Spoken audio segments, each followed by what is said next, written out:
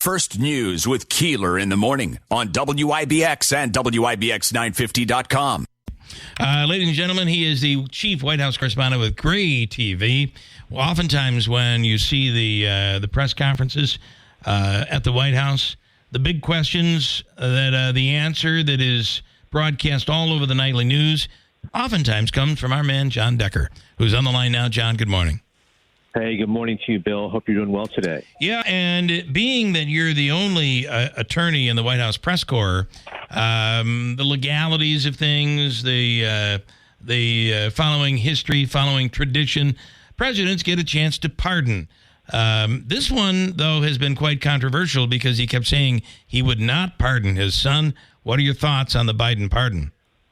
Well, I don't think you're surprised by the pardon. I'm not surprised. I wasn't. The timing. We can never predict when the actual pardon is going to be granted to Hunter Biden. But I think that the thing that's surprising to me is the language of the pardon.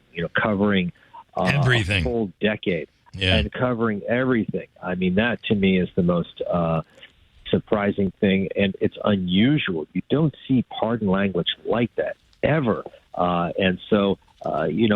The reason why this story has persisted for as long as it's persisted is because of the fact that, A, Joe Biden had said for well over a year on many occasions, as did his press secretary, that he wouldn't pardon his son, and also the language contained in this broad pardon that he's granted to his son, Hunter.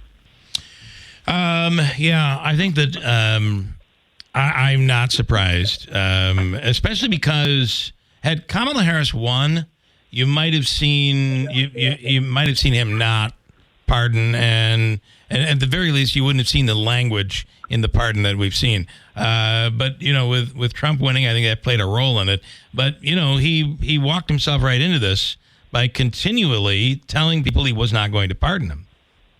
Yeah, that was a huge mistake, and I never understood that. Why answer that question so definitively?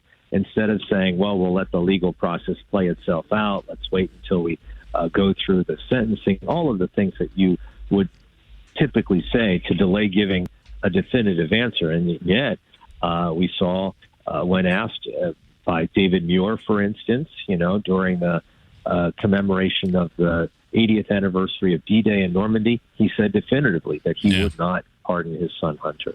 And then I just quickly the appointments, the nominations by President Trump for his cabinet, they do seem to be working themselves out. Any others that you feel are not going to make it? Well, we already know about Matt Gaetz taking himself out of the process, withdrawing his name from consideration, and Trump already had a backup, a plan B, and that was Pam Bondi. I think that's what Trump's working on as it relates to Pete Hegseth. Who's his plan B?